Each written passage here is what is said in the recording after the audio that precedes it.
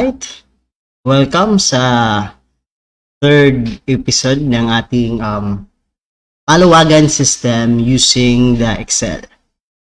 Okay, series. So, sa part 1 natin or episode 2 natin, tapos na, na-compute na, automatic na siya sa ating, dito, meron tayo ditong 100 na members na clickable. So, lahat ng mga week 1 dito is automatic computed na. Okay? Okay.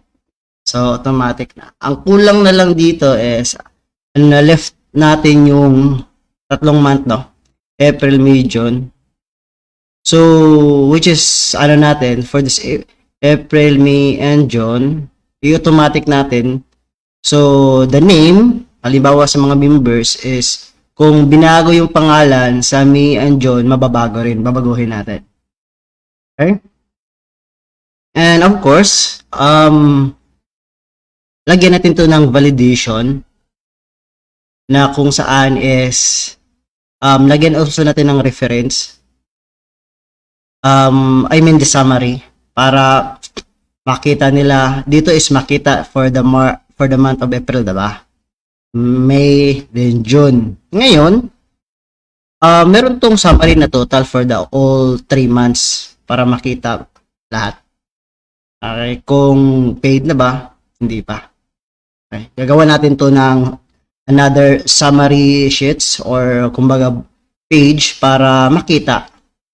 Okay, so sa ngayon muna, dito tayo muna ililink muna natin to. Kung babaguhin yung pangalan sa May and June, and of course, the summary is mababago. Okay. So hindi pa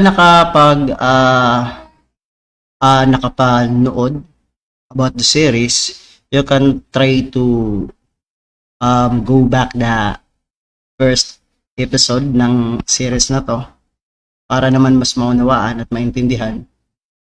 So, and of course, what will be the formula on this one? You can use in the online with the Office and Google Sheets. Same lang din. So, kung ilagay nyo to sa Google Sheets or sa Office na online, is masasabi natin na meron tayong online na paluwagan. So, for the next episode is ililink natin to sa Linding. Linding, diba? Kasi mostly naman siguro is merong paluwagan, and that paluwagan is pinapatubo nila using sa mga members na pwedeng mag-loan, diba? And of course, sa paglo-loan is yung budget nakabase sa paluwagan na pondo. Okay? I-cover natin dito. Although separate siya ng system, pero nakalink pa rin siya sa paluwagan to the loan. And of course, Excel lang din gagawin. That is will be for the next episode. Okay? And of course, this episode it will take only 30 minutes sa ating 20 to 30 minutes lang naman, diba? So, again, automatic na to. Gagawa na lang natin to ng length. So, kung ganito, tatanggalin natin itong mga pangalan dito. Tanggalin. Bakit tatanggalin? Kasi, hindi dito sa April kasi ito yung entry. Sa next month, i-delete natin to. I-delete natin tong mga pangalan. Tapos, dito tayo sa May, equal natin. Equal. Tapos, click natin itong April. Click natin itong 1. Okay? Click natin yan. Okay, tapos, click natin yan. Diba? Then, double click lang natin down pababa. Okay? Kaso, since 100 to, automatic siya nagsisero, diba? So, ang maging problema is, lagyan natin ng conditional. So, if the value is empty, walang madi-display. Okay? So, lagyan natin to ng verification. If this one is, lagyan natin ng F conditioning. So, if April is equal to empty, the true statement is empty rin. Tapos, lagyan natin to. And, yan yung false statement. So, kung merong laman, of course yan. So, drag ulit natin to, tapos double click para walang makita. Okay? So, lagyan natin ang purpose nitong F is Kung walang value, of course, hindi lalabas yung 0, di ba? Kasi kung hindi natin, kung ito lang, nakabase kasi ito dito sa April na, ano to, it is B3. Okay? So that is why, kung hindi natin lagyan ng F statement, mas yung mga data dito magiging 0, di ba? So which is, hindi masakit sa mata yun. May 0, di ba? Pangalan yan, di ba? So we'll leave this empty. So that is why, naglalagay tayo ng simple condition na formula. If this one, merong punctuation mark, tapos equal is, this one is empty, and the true statement is empty for the full statement. Of course, kung meron, magdi-display ito. So that is why, dito, halimbawa, lagay tayo dito ng sample. Automatic yan maglilink dito sa may sample rin. Diba? Kung papalitan itong De La Cruz, halimbawa, nagkamali ka ng spelling, De La Cruz, automatic yan sa may De La din. Okay? So, yun. Of course, lagyan natin to also dito, same lang din sa April. Yan. Okay? Of course, para in-term na lang natin, halimbawa, dadrag lang natin, just double click, matic na yun. Dito sa baba is, tingnan natin, di ba? One formula lang gagawin natin, automatic yun sa baba. It automatic. So, i-click natin down dyan pababa. No, ang maging problema pala nito is, merong border, di ba? Babalik ulit tayo dito. May border. So, which is hindi tama, di ba? So, babaguhin muna natin to. Of course, idadrag muna natin. Of course, lagyan muna natin to ng no border. No border. Tapos, ibabalik na yung outline. Anong purpose? Kasi kung nakita nyo kanina, baba ko muna. Dito muna tayo sa May. So, dyan to, diba? Sa May ito. Kung nakikita nyo dito, merong border, diba? Kung i-control P natin yan, so, problema, diba? Bakit? Mayroong separator. Which is supposed to be members, isa lang. Dito, tatlo, diba? Okay. So, sulit, uliduhin na natin, diba? So, that is why sa John, kung control P natin dito, titingnan one column, diba? So, ang lang nito, ang scenario lang nito, i-hide lang natin yung column. So, dito, no border, outline lang, tapos drag natin pababa, diba? Ngayon, dito, merong F, condition, sa John, wala. Diba? Ito yung kasalungat, which is kung walang condition na F, kung makikita, merong 0, diba? Halimbawa, sa May, wala, clear, diba? So, which is, maganda? Merong F or wala? So, of course, dito tayo sa merong data, pero wala yung display. Unlike dito sa John, diba? So, yun yung purpose ng F conditioning dito is, ma-clear natin ng maayos. Okay? Lagyan lang natin to, copy lang natin to para hindi ka na magta-type. Lagyan ito ng F. If this value equal is empty, ganyan. Tapos, of course, kung wala, empty rin. Hindi mag-display yung 0. Yan yung true statement. True statement, kung tama ang maging logic. Logic to. Tapos, false, i-copy lang natin to. Kung anong value dito, magdi-display dito. That's why false. And of course, i-close natin and enter. Ibabalik natin to dito. Meron naman, no? Balik natin to sa no borders. Tapos, outline lang tayo. At side border. Tapos, double click natin to para automatic to sa 100. Control arrow down sa 100, diba? Tapos, dito tayo sa arrow down natin dito sa last, sa sample. Magsasaan tayo, may sa tayo na itinatype. Tapos, sa John, matik na yan.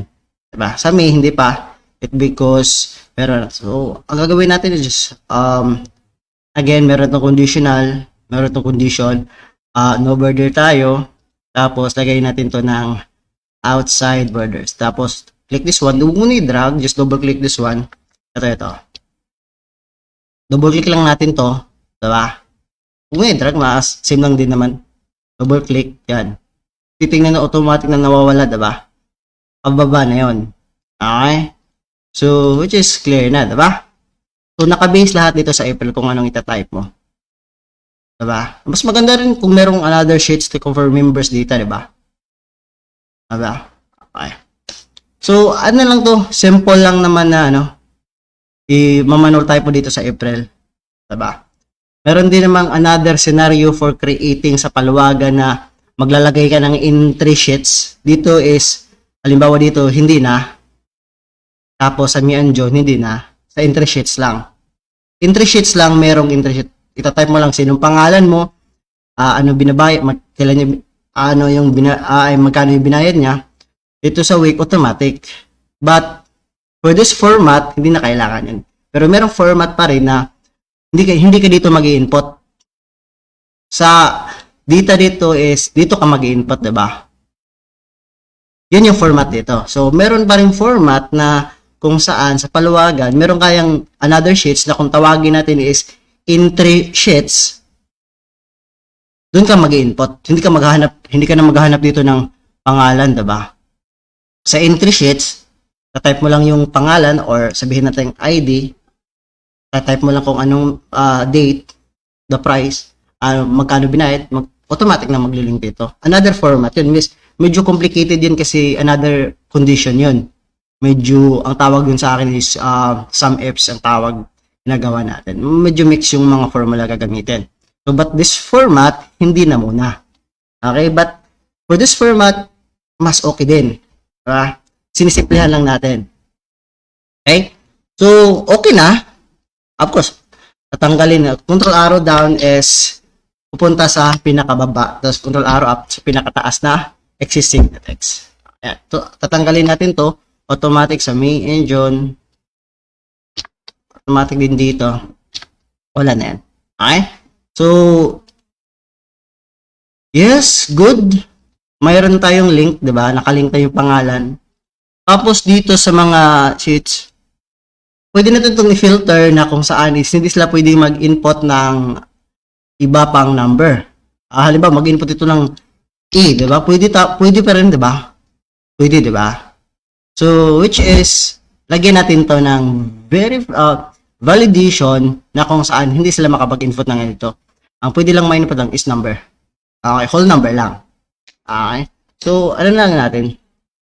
Dito yung sa April, so, dito lang tayo sa from. Click lang natin to, arrow down. Highlight natin, i-highlight. Dito lang tayo mag-input ng data sa week 1 to 3 and 4 dito. Highlight lang natin din, control shift arrow down, okay, sa baba. Mag-highlight, diba? So, lagyan natin yan ng condition, no. Lagyan natin yan ng tama to. Validation na kung saan is hindi sila makapag-input. Data yon, data. So, data, lagyan, sa data na sa menu, dito sa baba, dito, sa taas, home, okay. Home, insert, so data tayo dito. So, tapos meron ditong data validation. Okay? Zoom out ko lang ulit. Okay, zoom in ko lang ulit. No. So, sa data validation, lalagay tayo dito ng allow. Okay, allow. Whole number. Pwede lang decimal. Pwede decimal na lang kasi when talking about money, kasi merong sentimo, di ba? Ika-cover pa rin natin ng decimal. Okay? Okay, of course, decimal, makakover pa yung number.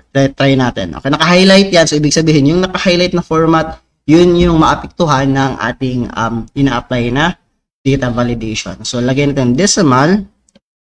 Then, between, 0. So, lagyan natin to ng, pwede lang whole. Kasi pag whole number, pag maglalagay ng decimal, hindi pwede. So, lagyan natin to decimal. So, lagyan natin itong 0. Lagyan natin itong 0.01. Ganyan. 2. Ayan ba? Million. Lagyan natin itong 100 na lang. Ayan. Then, lagyan natin ng input. Title, notification lang. System. Tapos, lagyan natin input message, lagyan natin ng mag-a-appear. Input only numbers. Okay? Thank you. Again, thank you. Okay? So, okay. Alert natin. Kakopy lang din natin to. Kakopy lang. Copy lang para mas ano, diba? Copy. Okay, okay lang natin to. So, kung halimbawa, so, nakalagay to, automatic siya, yung input system is automatic siya makikita when you put, para siyang information. Okay? System input only numbers. Thank you. So, kapag magta-type ka dito ng, halimbawa, A, pag-i-enter natin, na-upper siya, input only numbers. Thank you. Retry, of course, kung mag-input tayo ng 1, of course, tatanggapin, diba? Tapos, tatanggap versus yung 1.75, sinta mo, diba? Tatanggapin. Which is, kung hindi na number, like A, B, ganun, input only numbers. Yan. May validation na tayo. So, goods na yan, diba? Okay? Goods na yan. So, same lang din yung scenario from me. But, sa ganitong format, for me and John, ang gagawin nyo, para hindi kayo mare-repeat, tapusin nyo muna yung dito from first month, halimbawa April. Huwag muna kayong mag-apply ng May and June. Gawin nyo muna is, lagyan nyo muna ng validation para mag-duplicate lang tayo, copy-paste is, si May and June meron ng validation. Diba? Ang i-apply na lang natin dito sa another month is yung dito. Yung kanina yung sum F. Yung F na, if the value of these members is wala, mag-appear pa rin na empty. Yun ang ma-apply natin. Diba? So, goods na yan. Diba? Dito sa June, since meron na tayong dito na ganito, so highlight lang natin to. Highlight yung pinakataas. Shift, Control, R, down. Of course, palagay natin to. So, pinakadulo. Matic yan. Tapos, same condition, data validation, decimal. Ang mangyayari kasi kapag whole number ilalagay natin, lagyan natin ng whole number habit with 0 to 1. Parang gano'n, 1,000. Gano'n. Okay? Yung maximum high is kung magkano yung pinaka-total mo. Kasi pwede siyang magbayad within 1 week lang. Babayaran niya lahat within 1 week. Kumbaga, halimbawa for contribution. So, sa isang month, meron collection na halimbawa 4K or 500 o 500 na lang or dito 100, diba? Sabihin natin end of 1 month, meron ng collection na every members is 400. Pero kung i-collecta yan for 4 weeks. Ngayon, in the first week, magbabayad siya lahat ng 400. Tatanggapin natin yun, diba? Okay, so that is why yung maximum ng total collection for each member. Ngayon, pero meron pa rin ilang max for that month. Tapos another month, lalagay na lang natin. Diba? So, sa ngayon, lalagay ko muna dito. Kayo na mag-adjust kung ilan yung gusto na range na maximum na gusto kong total collection. Okay? So, halimbawa, whole number lang naman to, diba? Okay. Kasi ang problema dito, nakalimutan kong lagyan ng input error. So, walang input error. Lagyan na. Input message. Ang input message is yun yung dito, yung inalagay pa lang natin yung cursor dito sa box, mag-appear ng input. Pwede itong i-empty. Lagay natin ito, halimbawa dyan. System. Okay. Input only numbers. Okay. Yung input message is pagkalagay pa lang ng cursor na nag-appear na. Pwede mong hindi lagyan yun, then okay. Ito yun. Pero whole number to ha. Whole number. Ang problema dito is some of the case merong di number, hindi naman whole number. Lalagay ganyan 740. Oh, di ba? Meron kasing mga sentimo, di ba? Tatanggapin pa rin natin 'yun, di ba? So 7.50. Diba? Although, wala nang sentimo siguro ngayon, diba? Pero, pag meron, tatanggapin pa rin natin yun, diba? So, input only numbers. Numbers din naman yan, diba? Ang nagproblema kasi dito is whole number. Whole number is not acceptable kung merong decimal. So, that is why, dito, sa April kanina, is nilagay ko ng decimal because decimal is considered as sentimo, diba? So, that is why tinatanggap. Okay? So, sa decimal pa rin, kahit mag-input ka ng whole number, tatanggapin pa rin. Diba? Dito lang sa whole number, medyo sensitive siya, hindi niya tatanggapin yung may decimal. So, ganito yung error. So, papalitan lang natin. Dito tayo sa dulo, top, then Control-Shift arrow down. Tapos, lagyan natin to data validation, whole number lang. Decimal lang natin, tapos, point lang. Lagyan natin ng point. Tapos yan. Okay. Paglalagay natin to ng 5.7, tatanggapin yan, diba? Okay? Tatanggapin yan. Tinto mo yun, 7th. Diba? Yun. Same lang din sa June. Kung dito ka sa baba, dito sa taas, Control Shift. Maka-cover pa rin dun sa taas, diba? So, that is why dito lang tayo sa taas. Dito. Control Shift, arrow down, dalawang beses, pupunta to sa baba, then lagyan natin to ng data validation, decimal, tapos between, and then the maximum, of course, you can adjust with your own maximum kung yung total. Yun. So, sorry, nakalimutan ko lagyan ng validation, diba? Dito sa May, diba? Walang input message unlike April, diba? Walang ganito. Diba? Input message. Kasi sa May, hindi ko nilagyan. So, ano bang maganda sa'yo? Ano bang maganda sa'yo? Whether lagyan ng ganito or hindi na. Kasi meron namang ganito, diba? Message. Yan. Diba? Ano bang maganda sa'yo? Whether lagyan ng input message or wala. Alert lang. Dito is wala. You can choose with your own. Okay? So, balik tayo dito. Control Shift arrow down. Tapos, sa data to ha, data validation. Ito yun, input. Input message, walang mag-a-appear. Alert message, of course, lagyan to system. Lagyan natin to input only numbers. Okay? So, yun. Input message is kagaya ng April na pagka-click pa lang ng cursor, nag-a-appear na yung message. Alert is yun yung magbabalidate na information na kung saan yung in-input mo is tama ba o hindi. Of course, kung tama, walang mag-appear. Kung hindi naman.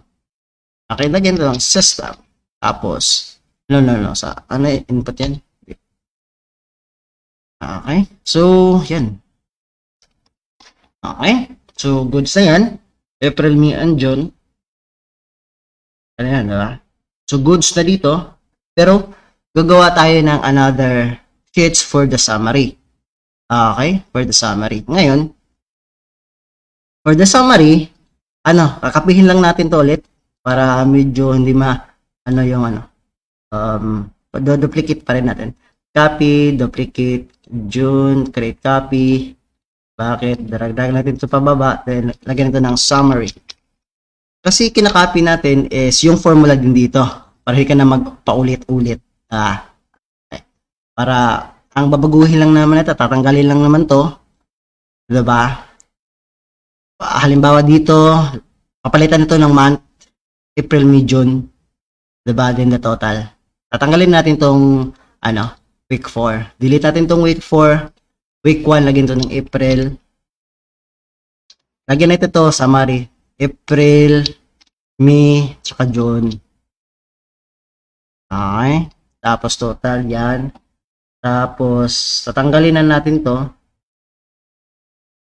So, dito. Tatanggalin natin to. Okay. So, unang gagawin natin is April dito. Total collection. Ito. Click natin to dito. So, sa summary, equal natin to dito. Dito tayo sa April since dito yung pinaka April to diba? April. So, equal natin to dito sa total collection. Ito yung total collection ni April. Of course, yan, click natin yun. So, 200, diba? Pero pag wala, magiging error ba? Halimbawa, click natin to sa 4. Kung meron bang mapabago, arrow down lang natin. So, okay na siya, even though wala. Meron itong na formula, diba? Okay. So, okay siya, even though wala pang data, i-consider din na wala. So, okay na kahit simple lang ganito. Okay? Okay na kahit simple lang. Wala tayong condition in if, pero dito, even though walang value dito sa baba, diba? Because 280, 60, 260, diba? Matik din sa summary, diba? 280, 260, diba? Sa April. Okay? So, which is good. Same thing. Summary, si June.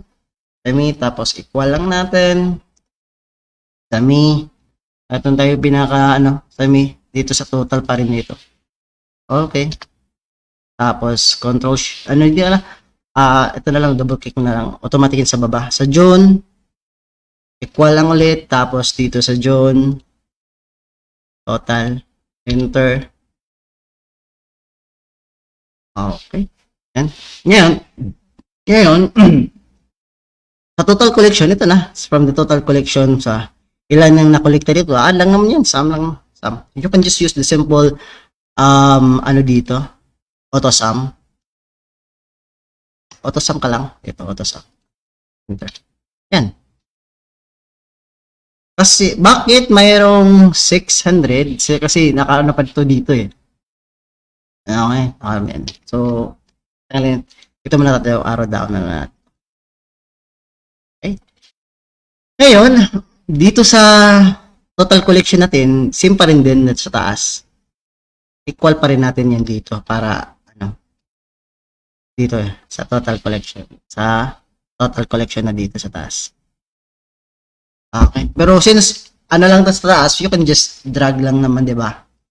Drag lang natin kung tama ba. 400 dito sa April, 400 ba? So which is good.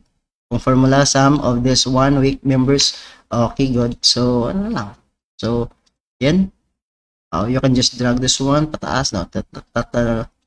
Pataas yan. Okay, good. Tapos dito sa sum ifs lang din natin, hintay lang natin, good. Dito ng hashtag kasi medyo malaki yung input, just double click lang this one, yun, and this one goes to balance. Okay, so same lang din, and of course ito yung general total, magka-cover din dito sa balance, yan, authorized sum din dito sa total. Okay, so meron na tayong general total, diba, ng 3 months, which is good na, diba? Ito na yung palawagan natin, diba? Okay na yung palawagan natin. Meron tayong summary. Okay, Juan de la Cruz. Si de la Cruz, for the month of April, meron siyang collection. For the month of May, meron siyang collection. Yan. Diba? So, meron siyang total balance na 400. Yan lang, simple lang. Diba? Okay. So, I guess, 27 minutes na. That's it. Dito naman tayo mag-close. Actually, it's totally, naman done. Hindi naman siguro 100% kasi, pwede natin itong lagyan ng, protection.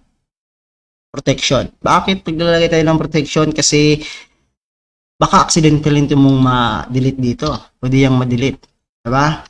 So, ang protection is dito, di rin pwede sila mag-delete. Dito, lahat na dito is wala nang babaguhin sa summary, wala nang i-input, automatic na yan. So, supposed to be ilalak natin, hindi na to mababago na kung sino. Okay? After mong mag-adjust ng diba? So, dito sa summary, after mong mag-input ng this one for the formula, wala ka nang babaguhin. Diba? Uy, meron pa pala. Sa total of April lang na collection, pwede tayong dito ng another. Try natin tong mag-insert, kung mag-insert ba. Okay. At dito, natin, tasatin yan. Okay. Lang natin. Okay. Dito, total lang natin ito, no? Formula dyan. Lalagyan natin ito ng, i-merge natin to. Merge, lagyan natin ito ng total. Click na, delete natin yan. Lagyan na, total lang. Bakit may dito? Kasi, for the month of April, magkano na yung total? So, pwede tayo mag-sum ifs dyan. Punta sa taas. Hindi kasi kasya. No? Equal tayo. Sum if. Tapos, yung pinaka dito. Click yan, Control Shift arrow down, pinakababa, then enter. Ayan. Tapos, dadrag lang natin ito taas. Bakit? Kasi parang din ito sa taas na. Diba? Okay. Sa taas din. Ayan. Merong kasama sa hindi na ba rin ito kasama. Okay, which is good. Ito, lalakihan lang natin. And then, meron pang balance. Yan. So again, for the month of April, meron tayong total na lahat na na-collection. For the May, lahat. The June, lahat. Of course, the total 3 months, meron tayong yan, na collection. Diba? Which is goods na. Ito dito is total yun, di ba? Total to dito. Ito breakdown sa pinaka for the months.